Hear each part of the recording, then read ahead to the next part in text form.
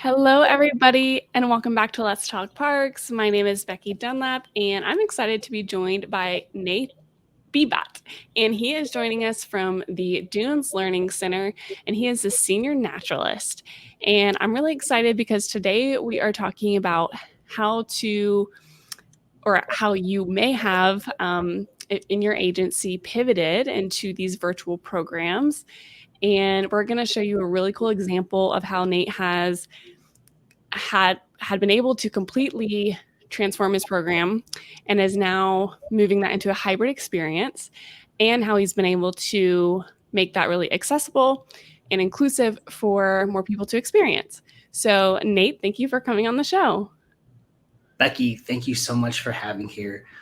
It's an absolute honor. I've been a fan and been inspired by all the people that have been on your platform, expressing and sharing their stories and voices. And to be honest, I'm kind of geeking out a bit because I've always, when listening to your podcast, I would think, man, it'd be really cool to have an opportunity to do something like this. And here I am. So thank you for making a dream come true and to be on here.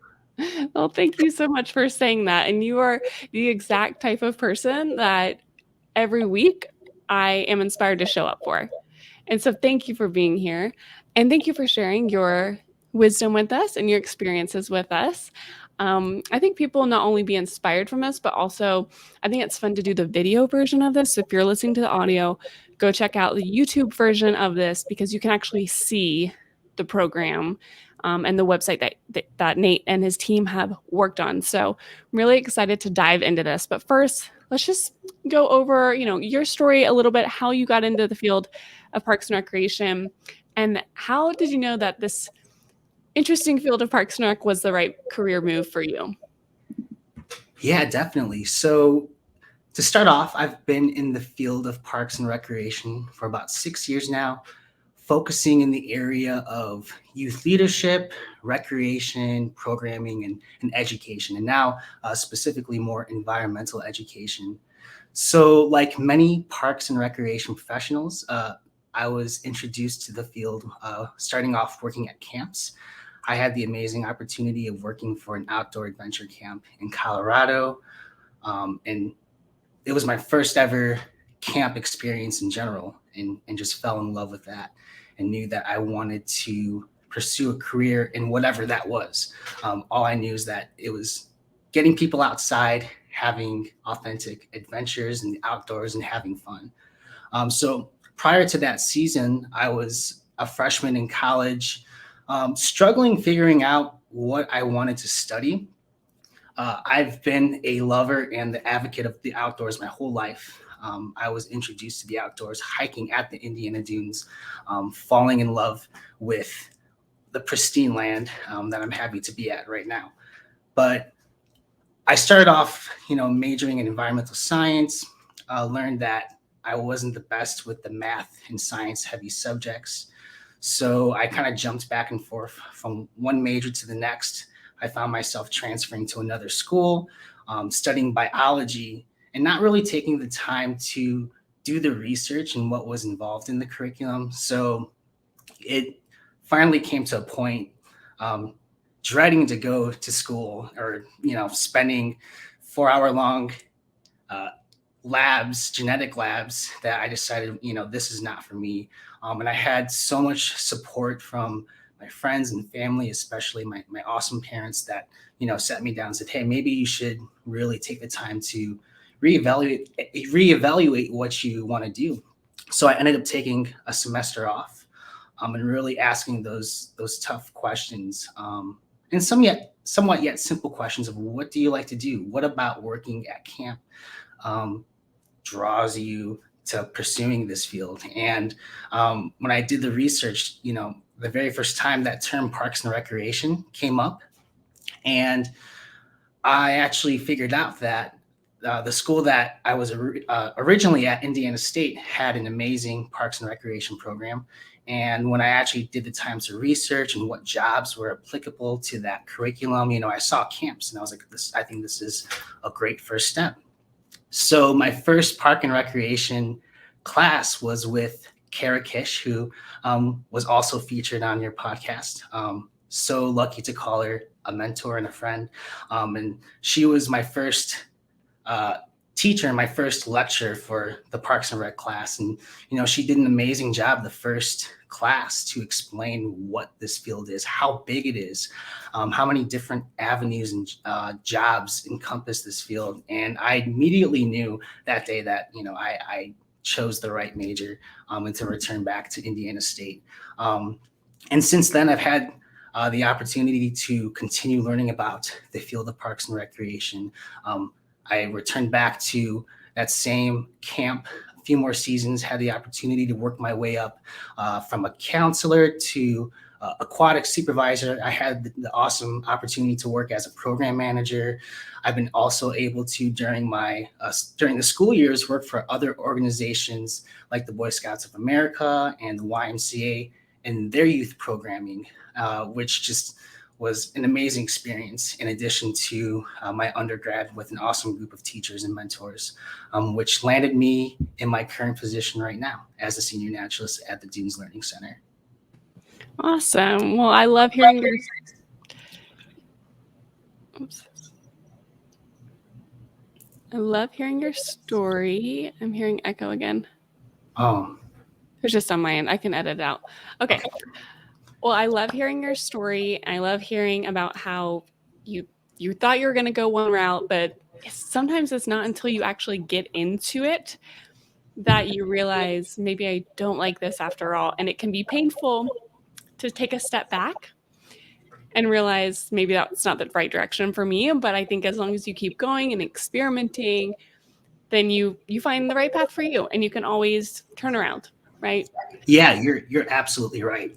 And there was a point when I used to reflect on that journey and that experience, and I used to be very critical and hard on myself, and like, why did I do this? Why didn't I take the time to do more research? Why did I decide to do this job or that job? And when I being here right now, I truly wouldn't have it any other way. And when I further thinking about it, sometimes to figure out what you really want to do or what you're passionate about, you have to learn what you don't like and what you're not passionate about. So it's just all part of the journey. And something that really stuck with me is that I wasn't alone in that process, and that there's many other people that have that same journey and do a lot of discovery of what they don't like to figure out what they do. Absolutely.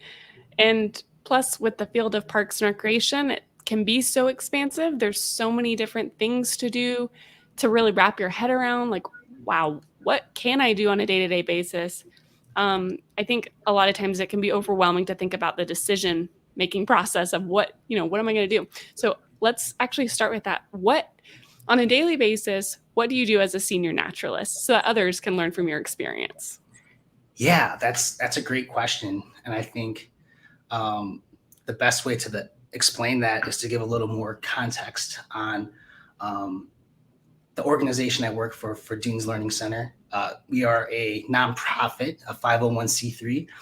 We're located in the Indiana Dunes National Park, and we serve as the Indiana Dunes National Park educator. We are the partnering educator. And our mission is to inspire lasting curiosity and stewardship of nature. And we do that by providing year-round education programs, both through an outreach team, and a residential team, which is what I am a part of, which is made up of naturalist, a chief naturalist, and a residential manager. And we have 10 cabins and a lodge where students and classes will come to us and we will run programs. So we have a summer camp. We are currently finishing up our fall programming, which is more environmental education based. We teach kids about the ecology of the Indiana Dunes and the rich cultural history and how the land has been used throughout time. And we're getting ready for our winter programs, which focus on the winter ecology of the Indiana Dunes. And then we transition back into our spring programs, which are very similar to our fall programs. So on a day-to-day basis, it definitely varies. Some days I'm out in the field at the park, taking kids on hikes, teaching them about organisms and adaptations they need to survive, or um, teaching them about the history of the land. Other days, being a senior naturalist, I serve as a peer mentor for the naturalists. So sometimes I'm getting more of the behind the scenes work. I get to help out with our staff trainings. I get to uh, also have the opportunity to do things like this for professional development. So it definitely varies on a day-to-day basis. That's awesome. I think the variation is what makes this field so interesting, is that you are doing a lot. Like some days can be really um, heavy out in the field or working with the public. And then other days it's like behind the scenes, got to get work done at the computer. So it changes. And I know, during the pandemic, you did a lot behind the computer. You guys adjusted, as so many agencies did, to the virtual world. And I would love to know your experience with that. I'm sure there was an initial shock.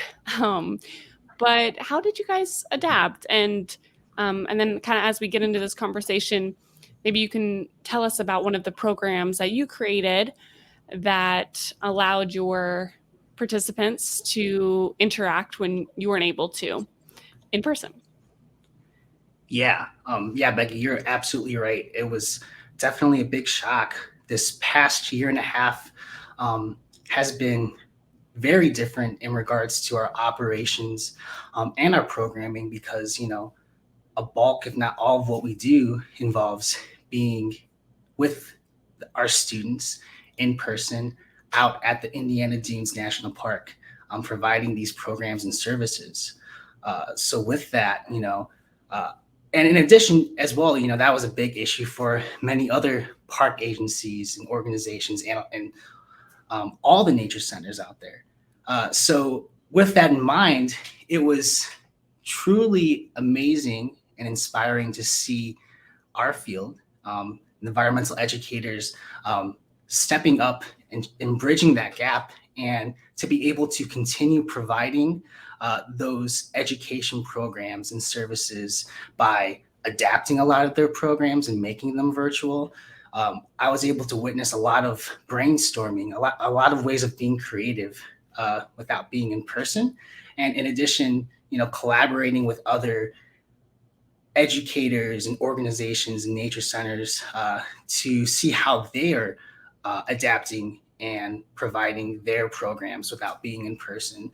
And I'm proud to say that the DLC was one of those organizations that we were able to put on our creative thinking cap and figure out how we can reach our audiences. So the biggest need at that time was programming for our students. And we know that there was a need for these continued programs. There was a park survey, they call it Park Pulse by the NRPA, that showed that more than 4 out of 5 adults found the virtual resources, the virtual health resources that we provided integral, important, and crucial. So one of the programs, one of our staple in-person programs, Frog in the Bog, that the residential team would do in the fall and spring. It's our staple program, our most popular program. We were able to create a virtual resource that wasn't exactly Frog in the Bog, because you just can't beat that experience being in person. But we made this virtual program called Frog on the Login, which was really fun to make. And the education team came together and we made it a 3 part activity that started off with, the first session was the introduction to the Indiana Dunes National Park, and we were able to utilize the web tool Google Earth, and they have a Google Earth tour option where you can create a virtual tour using Google Earth, and you can even and I'll pull it up right now. It is a virtual tour, and you can incorporate videos, that we made on YouTube.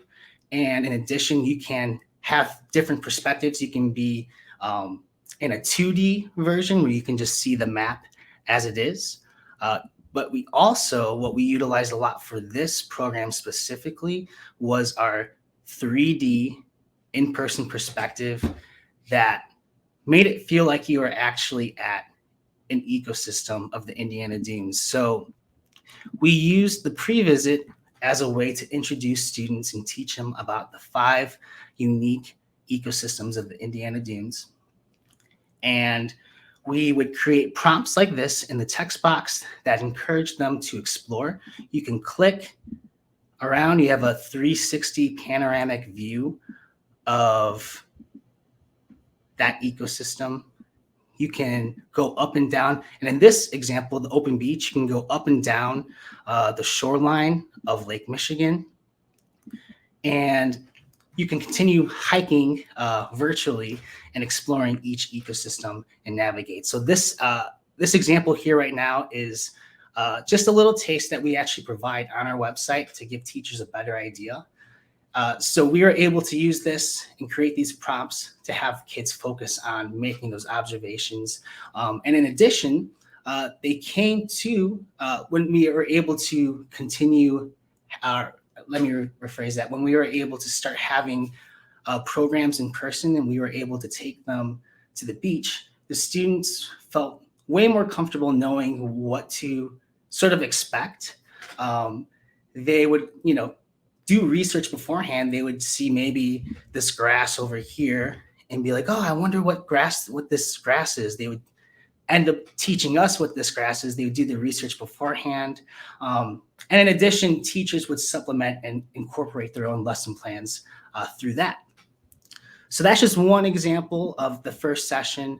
The second session was called Creature Feature, which was an interactive virtual adventure hike. And the premise is that students go and hike through the 5 ecosystems of the Indiana Dunes in search of this little creature right here, who's known as the elusive salamander. And through their hike, they learn about other native organisms of the Indiana Dunes and what adaptations they need to survive. And while they're doing this, they're on the hunt for this creature, and they're trying to learn which ecosystem it lives in and what adaptations it might need in order to survive. And this was done, the platform that we used was, once again, a Google platform, Google Sites. So we would send them the link. It can be self-guided. They can do it on their own, or they can also do it with a naturalist via Zoom or Google Chat. And they were able to do this adventure together. And just a lot of fun. We've incorporated a lot of different interactive games using a widget maker. And the program was called Book Widgets. And these games would help review the lessons and the outcomes, the learning outcomes that the teachers wanted the students to learn. And in addition, we incorporate videos, pictures, once again, Google Earth. And then our final part of our Frog in the Login is a wrap-up where the students take what they learned from the first 2 sessions and they apply it on a broader scale. And it was a really cool project where we were able to collaborate with Dunes Learning Center alumni who are still active in the field, and they're working at ecosystems that are very similar to the ecosystems you can find at the dunes. So the students get to compare and contrast the ecosystems they learn to ecosystems found throughout all over the world. We've had naturalists involved that are from Rocky Mountain National Park, from Savannah, Maryland. So that was also a really cool project that was not only cool for us, but very helpful for the students to further learn about the ecosystems and to get a broader scale look at the natural environment of the world. So just a really cool program. So we created these with the intention at first to be a substitute for our in-person programs. but we've been able to, we strategically created these programs so they can, in a way, be supplemented into our in-person programs. Uh, a little more further information on it, we were able to get funding from a couple of organizations like the Lilly Endowment Foundation, also the National Park Foundation. So the price of this for all three activities, is relatively low for a program like this, and you are able to actually we provide these programs for free if you decide to actually come and do our traditional Frog in the Bog program. And you don't have to use all these sessions altogether. Some teachers only focus on the first section and the introduction, and then they come to us to take them out. Sometimes teachers only want to focus on the creature feature because they aren't able to come to us in person. But it's really unique because you can take lessons and do these sessions individually, or you can do them all together. There's a lot of flexibility and adaptability, which we were able to keep in mind as we were creating these programs. So I'd love to hear more about how you've kind of prepared to make that transition from the virtual only experience into the hybrid experience, because I think it's really interesting to have the teachers like prep their students for what they're going to experience. Because I know for me, if I know what's going to go on ahead of time, I'm better prepared. I can think ahead. I can, like, if I'm nervous or something, like I can calm myself down. So I'm sure there's a lot of those benefits. But kind of like, what's changed when you move into more of a hybrid experience where some people are going to end up in person? That's a very good question. So I personally think, we won't heavily rely on these, but uh, the thing that the thing that I love about working here, and when the students leave and the teachers leave, is they say, man, like, we want more. We want to continue learning and experiencing more of this program. They're bummed to leave. So these programs that we created are just like, hey, well, we're bummed that you're leaving, but we also have these additional programs that you can use to continue learning, and to continue having fun with us. You can do the creature feature, and we can hop on a Zoom with you, visit old familiar faces, and which has happened before, and being able to hop on a Zoom, and the kiddos remember who you are, and like, hey, and it's such a cool experience. But yeah, I guess another example that comes to mind is our pre-visit. We will continue using them. Our pre-visit will is currently the most popular because we used to, before creating these programs, we used to have these things called teacher kits, and we would mail a box, and it had books and materials about the Indiana Dunes. And it's come to the point where we're probably going to shift away from that, because now instead we can give them this pre-visit activity that only involves sending them a link. So that's another way of how we'll continue incorporating these programs. And overall,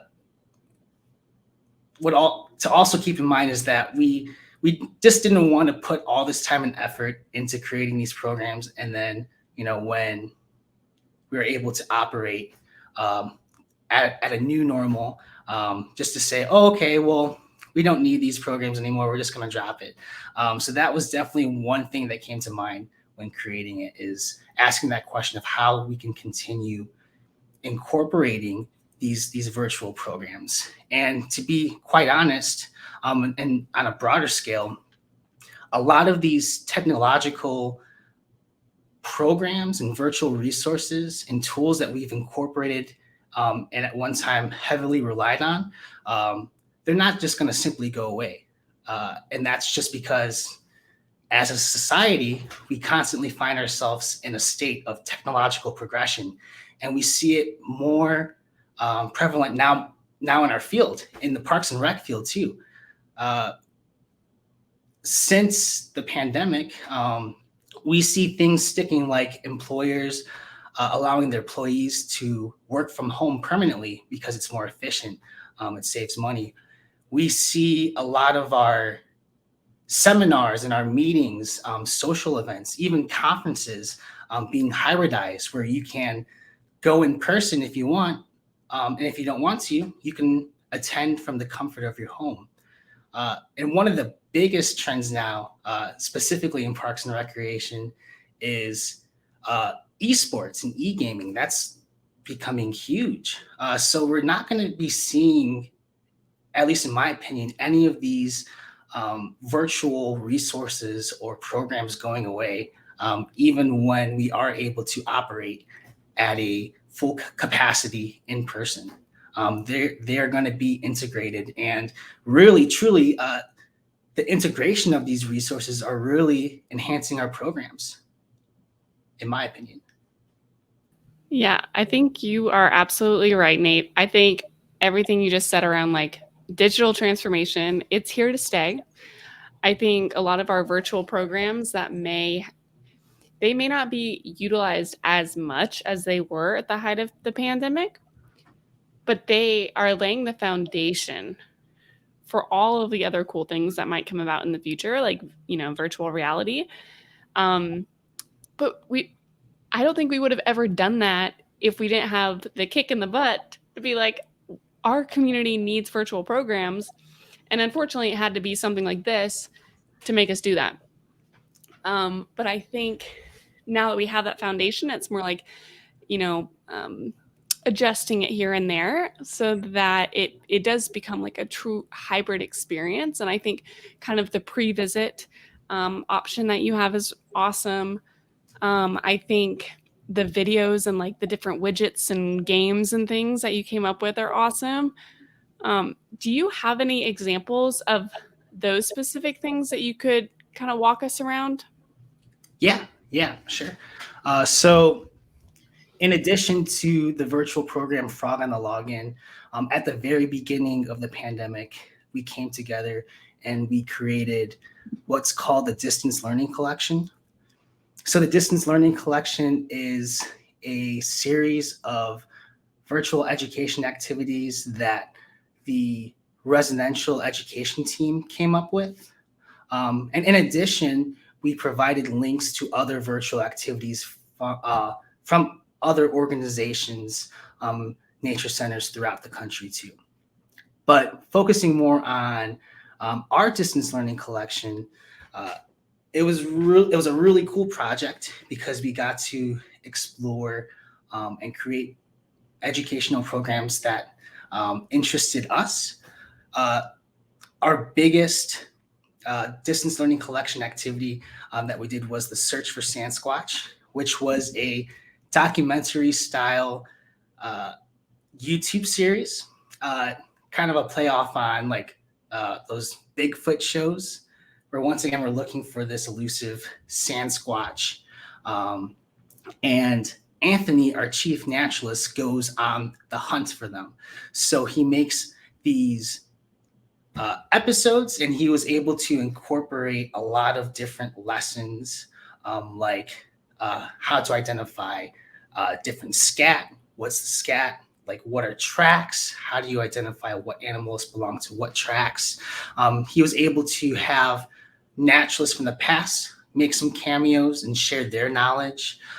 And as it got more attention, there was requests to incorporate more lesson plans. So not only do we make videos, but we were able to make worksheets that went along with the videos to further review those learning outcomes that teachers once again desired to have. So it came a point even after making the series teachers are still using this program and these videos to teach lessons. So we provide PDFs of the worksheets that they can download and access. And it gained a lot of popularity. We even have our own merch line, our Search for Sasquatch T-shirts, which are very comfortable and That's super awesome. cool. So it was such an awesome experience, and you know, a great program that's provided free to the public. So I love how creative you are with that. Like I can only imagine the amount of brainstorming that went on, oh you guys sitting around a table, like, what can we do? Like that just it true brain power to create something like this. yeah, such a fun process. Had a lot of coffee talks, a couple pizza parties, and a lot of we went through a lot of expo markers, dry erase markers, just going through that whole process. But it was so fun, and it was fun to kind of tap into some other uh, skills and thinking and um, Yeah. areas that we wouldn't necessarily focus on in a regular season. Right. Because, like, as environmental educators or programs or any of you guys that are listening, maybe doing special events, there's a level of creativity that you have to have. I think it's can oftentimes be your superpower in parks and recreation. But I also think that these virtual programs probably tested you in that same way, or in a slightly different way, I should say.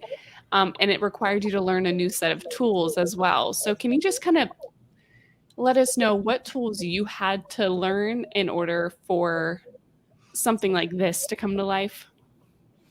Yeah, definitely. So, I mean, as you said, we definitely shifted away from a lot of the usual job expectations and functions, and tasks and responsibilities, as we uh, worked on these virtual programs. So definitely a bigger learning curve.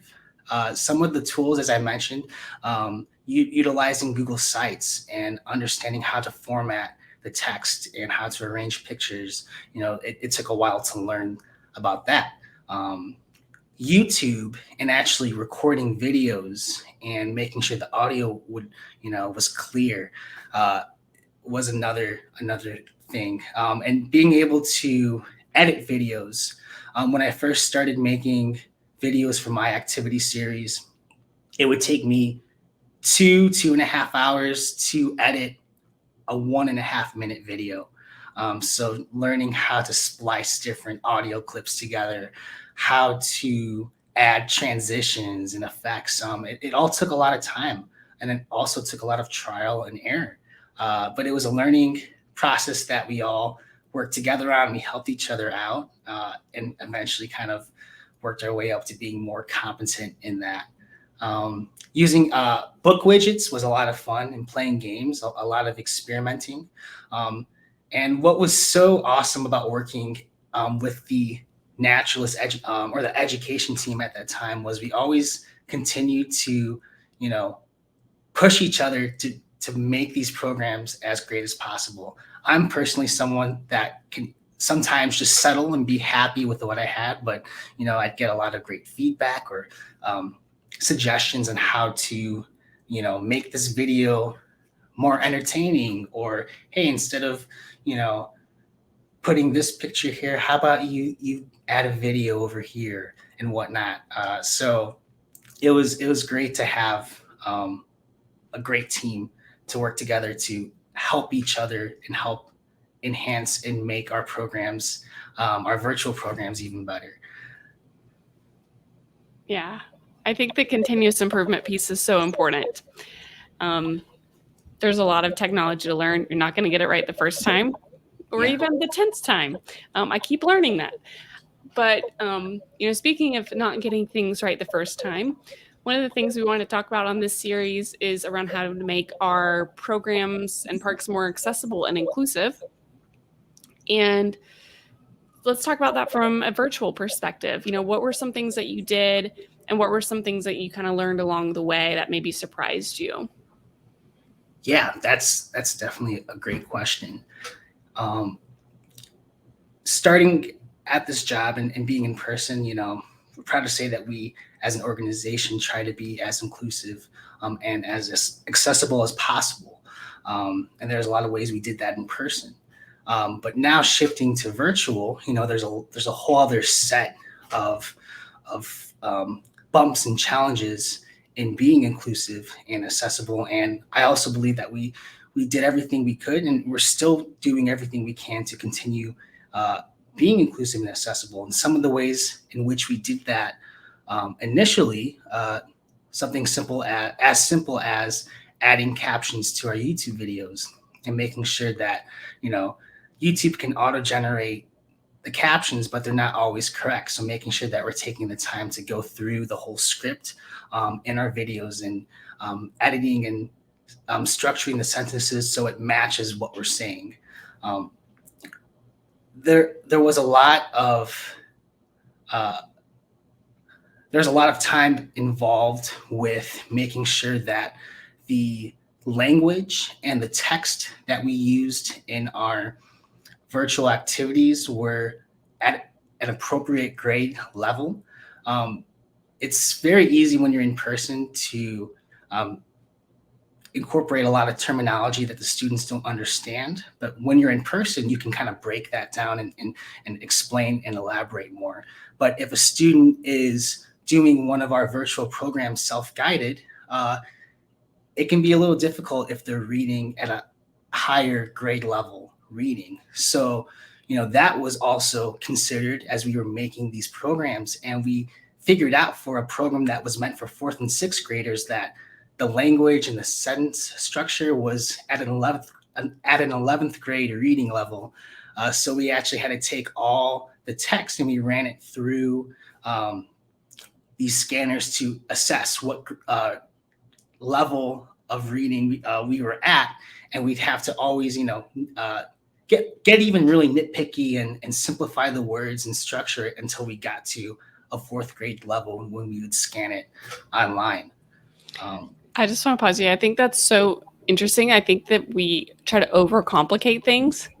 So well, often we think we're yes, being smart or like, it's adding more when in reality, like being simple and just being really clear and concise makes a yes, world difference. So I think that's seems like a small thing, but I'm sure it went a really long way. yes.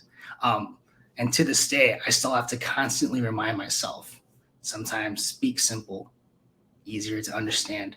Um, Another thing that we also did with our text is we added uh, audio recordings, and we would any text that was on our site, we would actually um, provide an audio recording, and that was specifically for Creature Feature, and that was to help those students that may not be the best readers or don't enjoy reading as much, so they can follow along on the text. It also, was used for the intention to assist those with visual impairments.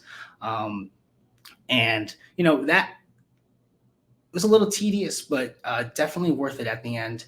And to this day, these are just a few examples of how we try to make it accessible. I mean, the last one I can think of too is being mindful that students are limited to what technology they have, so they might be doing these programs on their smartphone. So we would also open these links and sites on our smartphones and see if they were doable, if you're able to read it well. Um, so, I mean, and the list just keeps popping in my head. Also, font size too in the text, making sure that the font is big enough for students to read. So, uh, we definitely kept that in mind as we continued making these virtual resources. And it's amazing to work for an organization that really values that. And our leadership, our administrative staff, our governance, our board, all come from very diverse backgrounds, and they don't only celebrate how we have made our virtual resources inclusive and accessible, but they hold us accountable and keep challenging us on how we can continue working and developing those programs to make them even more accessible and more inclusive. That's amazing. I think, again, that continuous improvement to realize what you did was amazing and how do we continue to make that more accessible. Um, I think it's interesting to think about how virtual programs they open the door for so many more students or adults or whatever program participants you have to experience something. If they have mobility issues, Yeah. they're able to experience that in a way that they maybe haven't been able to before. Can you do you have any okay, hold on, let me okay. I was gonna see if maybe you would want to jump into one of your students who was at the beach who couldn't go Yeah. onto the Yeah. okay, Okay. go ahead. Yeah. So, I mean, even last week we had a program where, an in-person program where we had a student using a wheelchair, and the student was able to still continue joining us on our hikes on certain parts of the ecosystems and trails, but was not able to join us in visiting certain areas like the beach. But that's kind of when our virtual programs come in hand, and they are still able to have access to that pre-visit where they can still, in a way, get a sense of what the beach is like and visit it through our pre-visit and through Google Earth, and can still follow the prompts and still make observations and see some of those organisms like the gulls that are flying in the background. So just to relate that experience with mobility, and technology and that virtual resource was able to bridge that gap in some capacity. Yeah, absolutely. I mean, and I think whether or not you are creating a park tour using Google Earth or some other tool, or maybe you're just making your website more accessible, thinking about font sizes or color contrast or whatever it may be. I think every little step goes a really long ways. Um, and so I appreciate you sharing your insights and your experiences running these virtual programs and now turning them into hybrid programs and trying to make them more inclusive and accessible, because I think it's going to continue to show up even if we're not fully in virtual mode anymore. I think we can all breathe a sigh of relief that we're not. Yeah. But at the same time, um, it's exciting to think about kind of using that as a foundation for all the cool things we're going to do moving forward. Yeah, definitely. Um, So, so I'd love to know. This is a question that I love to ask, especially people new to the show as we wrap up today. What do you think it means, Nate, to raise the bar in the field of parks and recreation? that's a very, very great question. Um, to me, I view raising the bar in the field of parks and recreation, first of all, as a continual process, made up of many different things. So, first of all, continuing to search for that passion that will lead you to, going above and beyond existing expectations, because you can't do that without drive and passion, and figuring out or knowing your why. uh, it also involves, when I think of that question, I think, man, like, what's that, what do I have to do right now to raise that bar, and to understand that it's a process, and it isn't always an instant result. So, you know practicing patience. Um, it involves being able to celebrate the accomplishments of reaching goals, big, small, short term, long term, and the successes. And in addition, taking your struggles and, some of the setbacks or falls that you have, when you're attempting to do something with grace, and learning with it. I see it. So those are just a few of the many things that I view of raising the bar, and working with your colleagues and your teams, remembering that you're on the same team, of that same mission. And that overall mission is parks and recreation professionals to, to improve the quality of life of our communities through the programs and services we provide. So that's what it means to me, raising the bar. I love that, Nate. I think you're a great example of someone who's continuing to raise the bar and to challenge a lot of the things that, maybe have kept us stagnant. In our field, we've got a long ways to go, but I think we're making progress with these innovative and inclusive programs that you and your colleagues have created. And I just want to thank you for your time and thank you for your insights and for sharing them on the podcast and on YouTube today. Thank you so much, Becky, and thank you for having me here and being able to have this talk with you. Great time. It was a great time. All right, Nate. Well, where can people, connect with you and maybe learn more about the Dunes Learning Center? Yeah, so you can find me on LinkedIn, Nathaniel Bibat, and you can learn more about our virtual programming. You can access our distance learning collection at duneslearningcenter.org. We also have some really cool adult programming. We do workshops and webinars. So we have a couple of really cool webinars coming up as well. And you can find us on social media too, Facebook, Instagram, our YouTube channel, since the pandemic's been pretty active too. So we do have like a naturalist podcast called Mugs with Buds as a way to connect with our communities that missed us during the pandemic. And those are very entertaining. We have an array of different resources available for you to check out. I love it. Thank you so much for sharing. You see, they have a podcast too. They have a YouTube channel. They got it all going on. So you guys go check it out at duneslearningcenter.com. And until next time, thanks so much. And let's talk parks. Bye.